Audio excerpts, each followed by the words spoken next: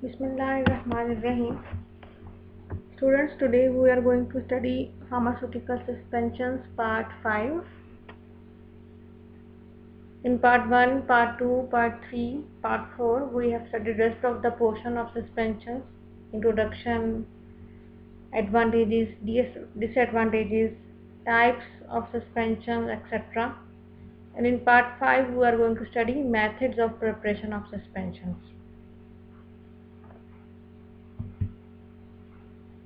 So, for the methods of preparation of suspensions, we can divide these methods into different three categories. Commonly, these three methods are used for preparation of suspensions. Number 1, by using diffusible solids. Number 2, by using non-diffusible solids. And number 3, by precipitation method. So you can see from here that we are preparing suspensions by using these three different methods, and these three different methods are basically dependent upon the matter or material or the nature of solid particles. For example, in number 1, by using diffusible solids, it means that the given sample or the solid or our active ingredient is chemical in the nature that it is diffusible. By using non-diffusible solids, this method is applicable for such solids or for such active ingredients that are non-diffusible. I will further explain the detail about these chemical natures, diffusible and non-diffusible, etc. And the last one is by precipitation method, in which a chemical reaction occurs and we precipitate the compounds and formulate them as insoluble solids. So, starting from the first type, that is the method of preparation of suspension by diffusible solids. So, through this method, firstly, diffusible solids are known to be dispersible solids. Number 1, हम किन solids को diffusible solids कहते हैं? जो कि easily dispersible होते हैं. For example, अगर हम इनको किसी लिक्विड में ऐड करें तो ये यहाँ पे इजीली ऐसे डिस्पर्स हो जाएंगे. These are easily dispersible solids, जैसे मैंने यहाँ पे ड्रॉ किए हैं. और आइडियली हमें सस्पेंशन बनाने के लिए भी अपने सॉलिड्स डिस्पर्सिबल होने चाहिए इजीली. और स्टूडेंट्स, इन सॉलिड्स को इस्तेमाल करते हुए सस्पेंशन बनाना आसान होता है, इनको डील करना आसान होता है, या ये कहने चाहिए कि ये सॉलिड्स बहुत अच्छे होते हैं सस्पेंशन बनाने के लिए, क्योंकि ये इजीली डिस्पर्सिबल होते हैं. सेकंड बात क्या है? These solids remain segregated due to their weak adhesive forces. इसको थोड़ा सा एक्सप्लेन कर लेते हैं. अगर मैं एक पार्टिकल सॉलिड का यहाँ बनाऊं और एक पार्टिकल सॉलिड का यहाँ बनाऊं, तो इन दोनों पार्टिकल्स के दरमियान एडहेसिव फोर्सेस वीक होती हैं. ये दोनों पार्टिकल्स एक दूसरे के साथ स्ट्रांगली अटैच नहीं होते और इसकी वजह से ये रिमेन सेग्रीगेटेड रहते हैं. अब यहाँ पे ये बात आनी चाहिए जहन में कि अगर ये पार्टिकल्स सेग्रीगेटेड रहेंगे तो बेसिकली ये एक डीफ्लॉकुलेटेड सस्पेंशन बनाएंगे. तो हमें ये पता चला अब तक कि डिफ्यूजिबल सॉलिड्स कौन से होते हैं? जो कि इजीली डिस्पर्सिबल होते हैं, नंबर 1, और जिनके दरमियान वीक एडहेसिव फोर्सेस होते हैं और वो आपस में सेग्रीगेटेड रहते हैं. अब अगर आप गौर करें तो ये पार्टिकल्स क्योंकि सेग्रीगेटेड रहेंगे इसीलिए डिस्पर्सिबल भी रहेंगे. तो ये पॉइंट आप आपस में इसको लिंक कर सकते हैं समझने के लिए. Number 3, these are light and easily wettable. ये जो पार्टिकल्स होते हैं, सॉलिड होते हैं, ये बहुत लाइट इन नेचर होते हैं और इजीली वेटेबल होते हैं. मीन्स कि आप इसको जिस भी लिक्विड में ऐड करेंगे, ये लिक्विड को इजीली सराउंड करने देंगे अपने इर्द गिर्द और इजीली वेटेबल होंगे और उस सिस्टम का हिस्सा बन जाएंगे और फिर वो उसमें डिस्पर्स हो जाएंगे. क्योंकि डिस्पर्जन के लिए भी तो उनका वेटेबल होना ज़रूरी है ताकि वो इसके अंदर एंटर हों इस लिक्विड में और फिर वो डिस्पर्स होंगे. डिफ्यूजिबल सॉलिड्स आर इनसॉल्युबल ये तो हम पहले ही बात कर चुके हैं कि सस्पेंशन बनाने के लिए सॉलिड हमेशा इनसॉल्युबल होना चाहिए। इसके अलावा सस्पेंशन नहीं बन सकता, हमारा सॉल्यूशन बन जाएगा। Diffusible solids are insoluble but easily dispersible in vehicle and remain distributed for longer time. क्योंकि ये इंसॉल्युबल होते हैं, इजीली डिस्पर्सिबल होते हैं, इसलिए वो व्हीकल यानी लिक्विड में लॉन्ग ड्यूरेशन के लिए डिस्पर्स रहते हैं, सस्पेंडेड रहते हैं।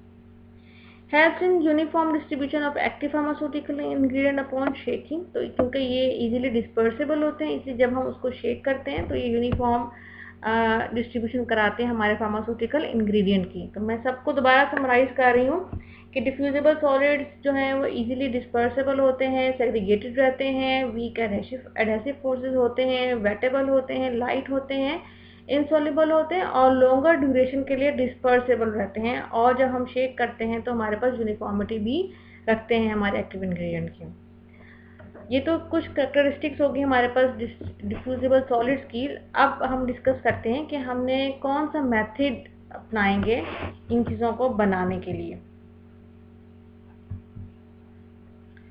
सबसे पहले हम क्या करेंगे, वी विल नंबर 1 स्टेप हमारे पास क्या है, measure the required solid content. सबसे पहले हम अपने सॉलिड कंटेंट को मेजर कर लेंगे जितनी क्वांटिटी में हमें चाहिए। Number 2, select the suitable vehicle. हम अपना ऐसा व्हीकल सिलेक्ट करेंगे, ऐसा लिक्विड सिलेक्ट करेंगे जिसमें हमारा ये सॉलिड इनसॉल्युबल होगा। Vehicle should be such that our solid should not got dissolve in it. तो ये हमारा एक इनसॉल्युबल सिस्टम बनना चाहिए। Number 3, triturate the solid content in pestle and mortar. हम अपने सॉलिड को पहले पेस्टल एंड मोर्टर में टिचुरेट करेंगे। वाई? ताकि हम उसका साइज को रिड्यूस कर सकें और हम फाइन इन स्मॉलर पार्टिकल्स में उसको कन्वर्ट कर सकें। Number 4, add up equal amount of vehicle in the mix. अब जितनी क्वांटिटी में हमने सॉलिड लिया था उतनी ही क्वांटिटी में हम उसके अंदर अपना व्हीकल ऐड कर देंगे। इस मेथड को डबलिंग अप मेथड भी कहते हैं। इसका वजह क्या होती है, ताकि हम अपने सॉलिड को लिक्विड में थोड़ी क्वांटिटी में अच्छी तरह से मिक्सअप कर लें। अगर हम एकदम से सारा का सारा लिक्विड उसमें डाल देंगे, सारा का सारा व्हीकल उसमें डाल देंगे तो लम्प्स बनने के चांसेस होते हैं। इसलिए हम क्या करेंगे, पहले थोड़ी अमाउंट ऑफ लिक्विड उसमें ऐड करेंगे। कितना थोड़ा ऐड करेंगे, जितनी हमारी अमाउंट सॉलिड की होती है। Number 5, add double the quantity of liquid as of the initial preparation volume. अब जितना हमारे पास यहाँ पे अमाउंट था लिक्विड का ऐड किया है, नेक्स्ट स्टेप में जब वो पहला वाला मिक्स हो चुका होगा तो हम उसमें और अमाउंट ऑफ लिक्विड ऐड कर देंगे। सपोज आपको समझाने के लिए मैं बताऊं, अगर हमने यहाँ पे 2 ग्राम्स लिया था अपना सॉलिड और हमने व्हीकल सेलेक्ट किया और हमने इसको टिचुरेट किया, तो यहाँ पे हम इस लेवल पे हम 2 ग्राम सॉलिड लेंगे प्लस 2 ml ऑफ लिक्विड लेंगे। और 5th स्टेप पे अब हम इसके अंदर फर्दर 4 ml अपना लिक्विड और ऐड कर देंगे, जो कि ऊपर वाले 2 ml की डबल अमाउंट होगी। देन फर्दर हम क्या करेंगे, 6th स्टेप पे फर्दर टिचुरेट करेंगे इसको इजीली होमोजीनियसली हमारे पास एक प्रेपरेशन बन जाए ताकि। और 7th स्टेप पे repeat the same process by doubling up the method until desired particle is achieve. Further हम क्या करेंगे, और लिक्विड को ऐड करेंगे। कितना लिक्विड ऐड, जैसे हमने पहले 4 ml ऐड किया था तो फर्दर और हमें इसका 8 ml, इसको डबल अमाउंट को ऐड करके हम उसमें ऐड कर देंगे। या आप उसको इस तरह भी लिख सकते हैं कि आप उसको फर्दर डाइल्यूशन की तरफ लेके जाएंगे। नंबर 8 स्टेप पे हम क्या करें कि जब हम उसको फर्दर डाइल्यूट करें तो हमारे पास क्या बन रहा है, diluted suspension is formed. Number 9 step पे shift prepared suspension in measuring cylinder. उसके बाद आपने जब अच्छी तरह से मिक्सिंग कर ली, टिचुरेशन कर ली, सॉलिड का पार्टिकल साइज रिमूव हो गया और एक सस्पेंशन डाइल्यूटेड सा बन गया, तो हम उसको एक मेजरिंग सिलेंडर में शिफ्ट कर देंगे। वजह क्या होगी, makeup the final volume by adding vehicle, ताकि हमारे पास जितना टोटल क्वांटिटी सस्पेंशन बनानी है हम उसका व्हीकल को मेजर करके उसमें ऐड करें और वहाँ से वॉल्यूम मेकअप करें। हम हमेशा वॉल्यूम मेजर करने के लिए मेजरिंग सिलेंडर इस्तेमाल करते हैं जो इस तरह का होता है। कभी भी बीकर वगैरह में इसका हमने वॉल्यूम मेजर नहीं करना। सपोज हमारे पास पहले 8 ml तक आया था तो हमने अपना सस्पेंशन को इसमें ऐड कर दिया, ये हमारा सस्पेंशन है, ये वाला एरिया। और हमें टोटल बनाना है सपोज 20 ml या 10 ml 12 ml। सपोज हमने इसका टोटल वॉल्यूम रखना है 12 ml, तो हम क्या करेंगे, यहाँ तक 12 ml तक इसका फर्दर व्हीकल ऐड करके इसका वॉल्यूम मेकअप कर देंगे। तो इसका मतलब ये हुआ कि अगर हमें सस्पेंशन बनाना है तो हम उसमें 12 ml को, लिक्विड को खाली ऐड नहीं करेंगे, बल्कि सॉलिड को भी रखते हुए, यहाँ पे मेजरिंग सिलेंडर में सॉलिड भी है लिक्विड भी है, उन दोनों को मेजर करते हुए टोटल इसका वॉल्यूम हम उसका तब मेकअप करेंगे। और लास्ट में क्या करेंगे, dispense in suitable vehicle and label it accordingly, और हम उसको फिर लेबल कर देंगे। तो हमारे पास ये 10-11 स्टेप्स हैं बाय यूजिंग डिफ्यूजेबल सॉलिड्स। इसमें जो इम्पोर्टेंट पॉइंट है जो आपके जहन में आना चाहिए वो ये है कि अगर आप इस पर गौर करें, जो बहुत बहुत बहुत इम्पोर्टेंट पॉइंट है कि इस डिफ्यूजेबल सॉलिड मेथड के अंदर we are not adding what, any answer?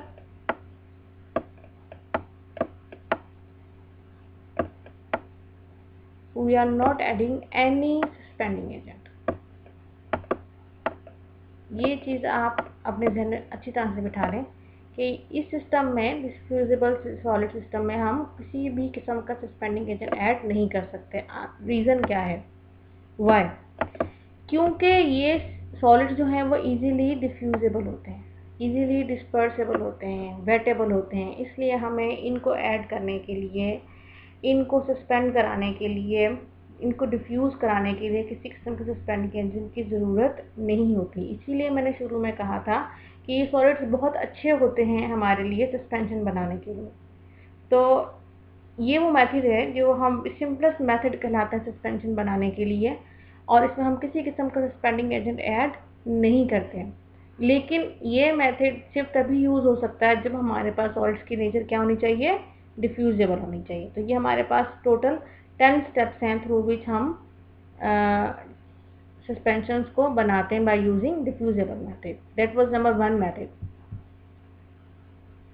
इस तरह के अब सॉलिड्स की एग्जांपल हमारे पास कौन कौन सी एग्जिस्ट करती है। फॉर एग्जांपल कैल्शियम कार्बोनेट का जो सस्पेंशन हमारे पास अवेलेबल है मार्केट में, जो हम एज एंटासिड इस्तेमाल करते हैं।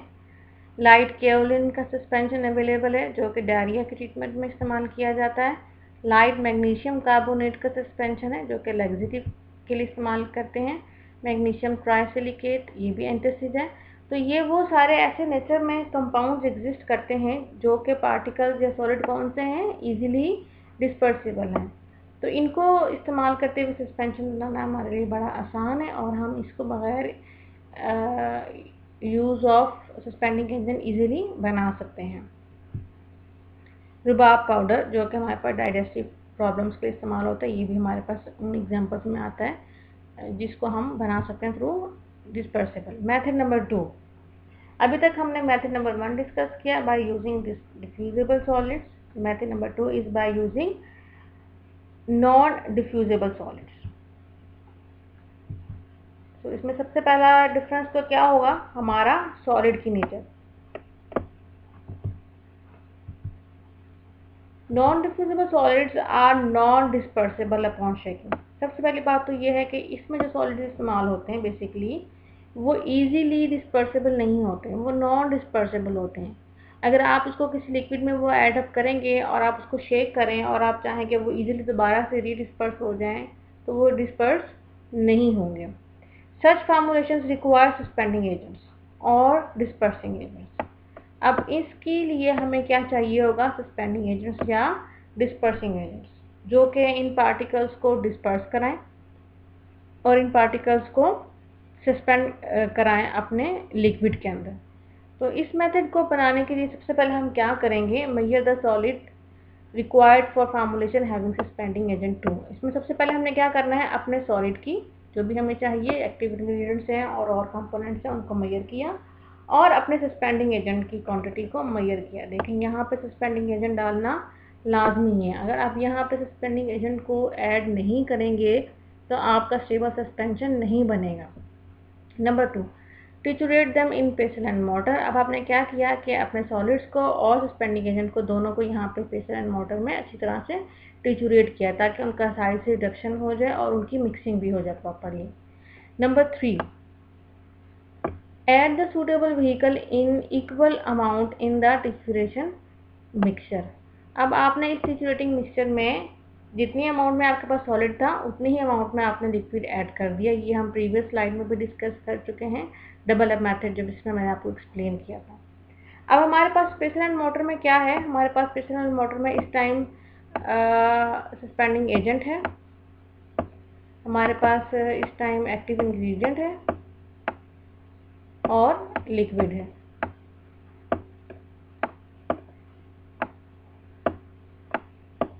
और ये बात ध्यान में रखें कि हमारे पास लिक्विड कौन सा होना चाहिए जिसमें हमारा सॉलिड जो है या एक्टिव इंग्रेडिएंट जो है वो इनसॉल्युबल है।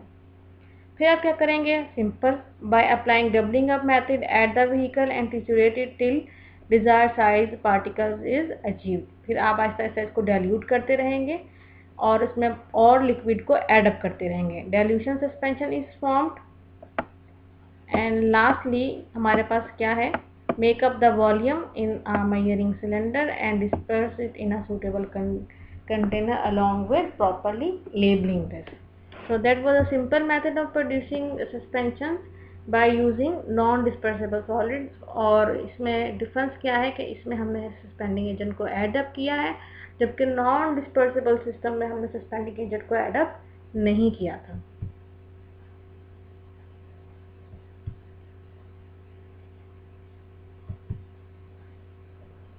Suspending agent is added accordingly to its state, solid और लिक्विड इन फॉर्मुलेशन। जो भी हमारा सूटेबल सस्पेंडिंग एजेंट होगा हम उसमें ऐड अप करेंगे। अब हमारे पास एग्जांपल्स कौन सी हैं जो कि नेचर में एग्जिस्ट करती हैं, जो हमारे पास नॉन डिस्पर्सिबल सिस्टम्स हैं। फॉर एग्जांपल एस्पिरिन सस्पेंशन जो कि पेन और फीवर में इस्तेमाल होता है, जिंक ऑक्साइड सस्पेंशन जो कि इरिटेशन को दूर करने के लिए इस्तेमाल होता है, एंड लास्टली बड़ी इंपॉर्टेंट कैलामाइन लोशन जो कि पेन और इचिंग में इस्तेमाल होता है। मोस्टली लैब में जब प्रैक्टिकल्स करते भी हैं तो तकरीबन हर फार्मेसी का स्टूडेंट कैलामाइन लोशन को सस्पेंशन को बनाता है। लोशन इसलिए कहते हैं क्योंकि इसकी कंसिस्टेंसी लोशन लाइक होती है, और वैसे भी लोशंस आर ऑल्सो सस्पेंशंस, तो ये हम आपने भी ज़रूर लैब में बनाया होगा।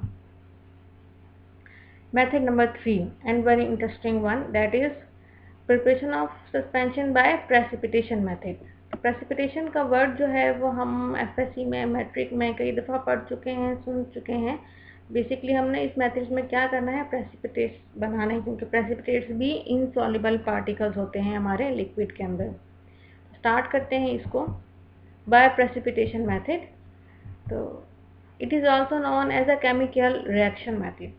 स्टूडेंट्स ये बात तो कंफर्म है कि जो प्रेसिपिटेशन मेथड होता है वो किसी केमिकल रिएक्शन के रिजल्ट में आता है। फॉर एग्जांपल हमारे पास यहाँ पे अगर प्रेसिपिटेशन मेथड को मैं ब्रीफली जस्ट समराइज करूँ, अगर हमारे पास यहाँ पे दो सॉल्यूशंस हैं, हमारा एक सॉलिड है वो इस लिक्विड में सॉल्युबल है, दूसरा सॉलिड है वो इस लिक्विड में सॉल्युबल है, सॉल्यूशंस बने हुए, ठीक है। जब हम इन दोनों को मिक्स कर देंगे, सपोज इस लिक्विड को आप इस बीकर में ऐड अप करना शुरू करें। मैं नंबरिंग कर देती हूँ इसको यहाँ पे ए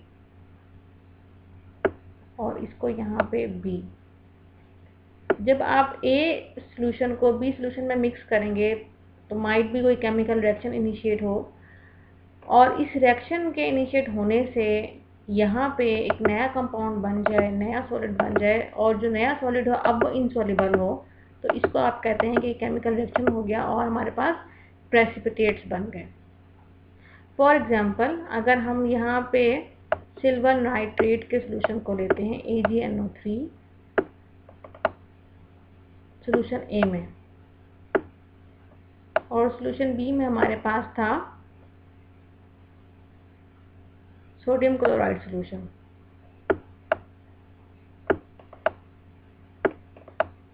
अब आपको पता है इनके पास चार्जेस होते हैं, सोडियम पे पॉजिटिव, क्लोराइड पे नेगेटिव। उसी तरह से यहाँ पॉजिटिव चार्ज होगा और नाइट्रेट पे नेगेटिव चार्ज होगा।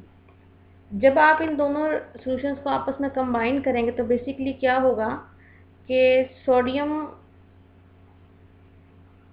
जाके अटैच हो जाएगा नाइट्रेट के साथ और सिल्वर अटैच हो जाएगा क्लोराइड के साथ। तो बेसिकली हमारे पास नए कंपाउंड बन जाएंगे जो कि होंगे सिल्वर क्लोराइड AgCl और सोडियम नाइट्रेट NaNO3। अब देखिए हमारे पास जो इनिशियली कंपाउंड था वो रहा ही नहीं, सोडियम क्लोराइड और सिल्वर नाइट्रेट। हमारे पास बन गया सिल्वर क्लोराइड और सोडियम नाइट्रेट। अब ये जो कंपाउंड्स हैं बेसिकली ये इनसॉल्युबल हैं, ये प्रेसिपिटेट्स इनसॉल्युबल हैं, तो इसलिए हमारे पास इस मेथड के थ्रू भी हम सस्पेंशन बना सकते हैं। तो प्रेसिपिटेशन मेथड एक केमिकल रिएक्शन मेथड होता है, जैसे आपको यहाँ पे शो हो रहा है, और इससे जो हमारे पास रिजल्टेंट प्रोडक्ट बनता है वो इनसॉल्युबल एग्रीगेट्स होते हैं, जो हमारे लिए एक्ट करते हैं as a solid particles. So precipitates are basically the insoluble aggregates formed in the result of a chemical reaction, जिसकी मैंने एक एग्जांपल आपको बताई है समझाने के लिए। This method is for formulating suspension by using two chemical reactive liquids। जैसे मैंने आपको बताया कि हमने दो केमिकली रिएक्टिव लिक्विड्स को मिलाया और रिजल्टेंट हमारे पास क्या बन गया, प्रेसिपिटेट्स बन गए। In result of their reaction, insoluble, dispersible, diffusible precipitates of small size are formed। अब जो रिजल्टेंट हमारे पास प्रेसिपिटेट्स बने या सॉलिड्स बना था, वो पहली बात तो वो इंसॉल्युबल था, वो डिफ्यूजिबल था और वो डिस्पर्सिबल था और स्मॉल इन साइज था, जिसको हम इजीली एज अ सस्पेंशन इस्तेमाल कर सकते हैं। These precipitates are easily distributed throughout the dispersion medium upon shaking and form stable suspension. So these are the characteristics of the solid that are made in resultant of a chemical reaction or the precipitates that are made। मैं इसको summarise कर रही हूँ। हमने precipitates बनाए थे, दो chemically reactive liquids को लिया, उनको मिक्स किया, केमिकल रिएक्शन हुआ, नई चीज़ बन गई। अब जो नई चीज़ बनी थी वो क्या थे, वो सॉलिड के इनसॉल्युबल पार्टिकल्स थे, इजीली डिस्पर्सिबल थे, डिफ्यूजिबल थे और अपॉन शेकिंग वो इजीली रीडिस्पर्सिबल थे और वो स्टेबल सस्पेंशंस बना रहे थे। Now the important part is that how to introduce a precipitation reaction or through what means we can introduce precipitation reaction. There are mainly three methods through which we can introduce a precipitation reaction. Number one, by using organic solvent precipitation. Number two, by precipitation effected by changing pH of the medium. So this is the method in which we introduce precipitation by changing basically the pH of the medium. Number three and last one, by decomposition method. तो start करते हैं number one method से, by organic solvent precipitation method. बहुत easy, बहुत simple है और बहुत logical सा है। सबसे पहले हमारे पास क्या होगा, ऑर्गेनिक प्रेसिपिटेशन मेथड में हमारे पास वाटर इंसॉल्युबल ड्रग्स होंगी। हमने वाटर इंसॉल्युबल ड्रग्स ली, डिजॉल्व इन ऑर्गेनिक सॉल्वेंट्स। अब आपको पता है कि जो ड्रग्स वाटर में इंसॉल्युबल होती हैं तो वो हमारे पास किसी भी ऑर्गेनिक सॉल्वेंट में इजीली सॉल्युबल हो जाएंगी। तो यहाँ पे जब हमने ड्रग ली वाटर इंसॉल्युबल और हमने इसको ऑर्गेनिक सॉल्वेंट में ऐड किया तो हमारे पास वो इजीली सॉल्युबल हो जाएंगी और क्या बना देंगी, सॉल्यूशन। तो हमारे पास अभी तो बन गया सॉल्यूशन। फिर हमने क्या किया, add organic phase two water. अब हमने इस ऑर्गेनिक फेज को एक्वस फेज में ऐड किया। जब आप इस ऑर्गेनिक फेज को एक्वस फेज में ऐड करेंगे तो क्या होगा, हमारी ड्रग वाटर में क्या थी, इनसॉल्युबल थी।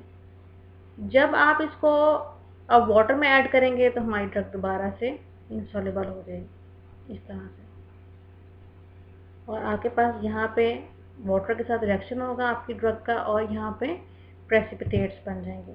ऑर्गेनिक सॉल्वेंट्स जो हम इस्तेमाल कर सकते हैं जिसमें हम ड्रग्स को यूजुअली डिज़ोल्व करते हैं, फॉर एग्जांपल एथेनॉल है, मेथनॉल है, प्रोपाइलिन ग्लाइकोल है, पॉलीथाइलिन ग्लाइकोल है। तो ये बड़ा एक सिंपल सा मेथड है। पहले हमने अपनी ड्रग को उस सॉल्वेंट में डिज़ोल्व किया जिसमें वो सॉल्युबल थी और उसके बाद हमने उसको किसी ऐसे वाटर में डिज़ोल्व किया जिसमें वो इनसॉल्युबल थी, तो हमारे ऑटोमेटिकली वहाँ पे प्रेसिपिटेट्स आ जाएंगे। फॉर एग्जांपल हमारे पास बड़ी कॉमनली यूजिंग एग्जांपल है, for example prednisolone. So prednisolone is precipitated from a methanolic solution to produce a suspension in water।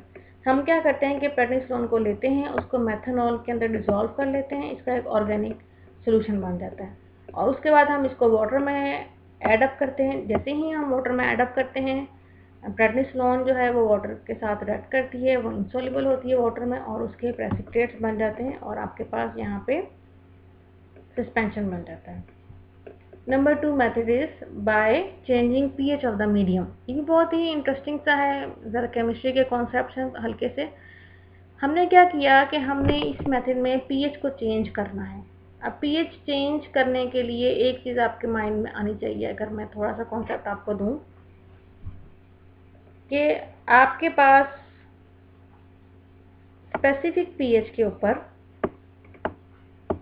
Compounds दो फॉर्म में एग्जिस्ट करते हैं, आयोनाइज्ड आयनिक फॉर्म में या अनआयोनाइज्ड।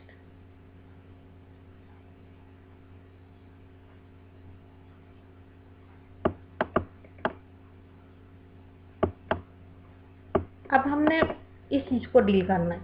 हम पीएच चेंज करेंगे और बेसिकली हम या तो उनको आयनिक करेंगे या हम उनको अनआयोनाइज करेंगे। चलेंगे स्टार्ट करते हैं इसको स्टडी करना। सबसे पहले हमने क्या किया, applicable to those drugs in which solubility is dependent on pH. ये मैं आपको बता चुकी हूँ। ये मेथड हम वहाँ एप्लीकेबल करेंगे जहाँ पे हमारे सॉलिड की सॉल्युबिलिटी डिपेंड कर रही है चेंजिंग इन पीएच के ऊपर। Concentrated solution is prepared in a favourable pH. अब हमने ड्रग का सबसे पहले क्या किया कि ऐसी पीएच के ऊपर सोल्यूशन बनाया जिसके ऊपर ड्रग सॉल्युबल थी। तो यहाँ पे एक बार ध्यान में रखें कि हमारे पास पहले सोल्यूशन बनेगा जिसमें ड्रग सॉल्युबल थी। ऐसी पीएच रखी जिसमें ड्रग सॉल्युबल थी। यहाँ पे हमारे पास बन गया सोल्यूशन किसका, ड्रग का, और सूटेबल व्हीकल में सूटेबल पीएच के ऊपर जिसमें आपकी ड्रग सॉल्युबल थी। फिर आपने क्या किया, pour to other system to change pH. अब आपने इसको किसी ऐसे सिस्टम में पोर किया जिसमें आपके पास पीएच वेरी कर रही थी। अब क्या होगा, on agitation precipitate will form. अब आप जब उसको मिक्स करेंगे अच्छी तरह से पीएच चेंज होगा और उसकी स्टेट आयनिक से अनआयनाइज या अनआयनाइज से आयनिक से स्टेट चेंज होगी और आपकी ड्रग जो है वो प्रेसिपिटेट हो जाएगी। अब आपके पास इस पॉइंट पे आके आपके पास सस्पेंशन बन जाएगा क्योंकि यहाँ पे ये प्रेसिपिटेट हो जाएगी। For example estradiol suspension. ठीक है, अब मैं आपको उसको एग्जाम्पल के साथ एक दफ़ा रिपीट कर देती हूँ। For example estradiol is soluble in potassium और सोडियम हाइड्रोक्साइड सोल्यूशन। सो अगर आप इस पर गौर करें, ये जो हाइड्रोक्साइड सोल्यूशन है ये बेसिक इन नेचर होता है। तो आपकी जो ड्रग है एस्ट्राडायोल, अगर आप इसको हाइड्रोक्साइड के सोल्यूशन में ऐड अप करते हैं तो आपके पास ये बनाती है एस्ट्राडायोल ड्रग ली। इसको हाइड्रोक्साइड के सोल्यूशन में ऐड अप किया, इसने क्या बनाया, आपके पास सॉल्युबल सॉल्यूशन बना दिया। ये आपके पास सॉल्यूशन बन गया। Next step, if a concentrated solution of estradiol is prepared and added to a weakly acidic solution of hydrochloric acid, citric acid और acetic acid, the estradiol is precipitated। अब आपने क्या किया, इसको लेके एक एसिडिक सोल्यूशन में डाल दिया। अब यहाँ पीएच थी आपके पास बेसिक, मैं बी लिख देती हूँ, पीएच बेसिक है, ये बी से डिनोट किया है। यहाँ पीएच थी आपके पास एसिडिक, ये मैं ए लिख देती हूँ। जब आपने इसको बेसिक पीएच से एसिडिक पीएच में ऐड अप किया, नाउ ड्रग बिकम्स आयोनाइज्ड और आपके पास ये प्रेसिपिटेट्स की फॉर्म में। सो जो हमारी ड्रग थी एस्ट्राडायोल वो बेसिक पीएच में बेसिकली अनआयोनाइज्ड होती है और सॉल्युबल होती है। जब आप उसको पीएच को चेंज कर देते हैं, एसिडिक कर देते हैं, तो आपकी ड्रग जो है वो यहाँ पे आयोनाइज हो जाती है और इनसॉल्युबल हो जाती है और आपके पास सस्पेंशन बन जाता है। So that is a very commonly using example in pharmaceutical industries of preparation of estradiol suspension. तो अप टिल नाउ हमने दो मेथड्स को डिस्कस किया है। पहला हमने किया था बाय डिफ्यूजिबल सॉलिड्स, दूसरा किया था बाय नॉन डिफ्यूजिबल सॉलिड्स, तीसरा हम कर रहे थे by precipitation method. Precipitation method में एक हमने डिस्कस किया है by changing the pH of the medium और दूसरा हमने डिस्कस किया था by using organic solutions third और लास्ट हमारे पास मेथड रह गया इसका double decomposition method. Double decomposition method में बहुत सिंपल सा है, 2 water soluble reagent forms a water insoluble product. जो मैंने सबसे पहले इनिशियली एक बेसिक प्रेसिपिटेशन रिएक्शन की एग्जांपल बताई थी, सिल्वर नाइट्रेट की और सोडियम क्लोराइड की, वो इसमें लाया करती है, जिसमें हमने 2 वाटर सॉल्युबल रिएजेंट लिए थे, उनको आपस में मिक्स किया था और हमारे पास एक वाटर इनसॉल्युबल प्रोडक्ट बन गया था। फॉर एग्जाम्पल आप लोग जो लोशन बनाते हैं, वाइट लोशन, नेशनल फार्मरी के अकॉर्डिंग जिंक सल्फेट का सोल्यूशन बहुत कॉमनली बनाया जाता है फार्मा लैब्स के अंदर, जिंक सल्फेट का सोल्यूशन। तो उसको हम डबल डिकम्पोजिशन मेथड से बनाते हैं। सबसे पहले आपने क्या करना है कि जिंक सल्फेट का सोल्यूशन बनाए। अब ये सोल्यूशन है, ये सॉल्युबल है, जिंक सल्फेट को लिया, वाटर पर डिजोल्व किया, सोल्यूशन बन गया नंबर 1। नंबर 2 क्या किया, सोल्यूशन ऑफ सल्फरेटेड पोटाश। आप सल्फरेटेड पोटाश लिया, इसको वाटर में डिसॉल्व किया, इसका सोल्यूशन बन गया। अब ये सोल्यूशन नंबर 1 था, ये सोल्यूशन नंबर 2 था। लेकिन जब आप इन दोनों सोल्यूशंस को आपस में मिक्स करेंगे तो आपके पास एक नया सोल्यूशन बन जाएगा जिंक पॉलीसल्फाइड का। अब वो जिंक सल्फेट नहीं रहा, सल्फरेटेड पोटाश नहीं रहा, बल्कि जिंक पॉलीसल्फाइड बन गया। और जिंक पॉलीसल्फाइड आपके पास इनसॉल्युबल होता है थर्ड स्टेप पे आके, और यहाँ पे आपके पास सोल्यूशन से बन गया है सस्पेंशन।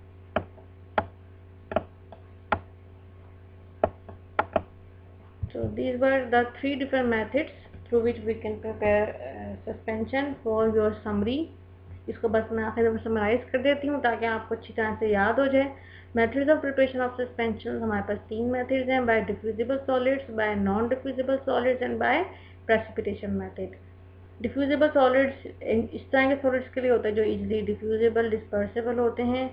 नॉन डिफ्यूजिबल के लिए जो सॉलिड्स होते हैं हमारे पास वो इजीली डिफ्यूजिबल या डिस्पर्सिबल नहीं होते हैं। प्रेसिपिटेशन मेथड फर्दर हम 3 तरह से कर सकते हैं, by changing pH, by decomposition method and by organic solvent method. So यहाँ तक हमारे पास पार्ट 5 खत्म हुआ, जिसमें हमने methods of preparation of suspension पढ़ा है। It is continue to part 6, जिसमें हम इक्विपमेंट्स को पढ़ेंगे। तो stay safe, stay home, take care, अल्लाह हाफिज़।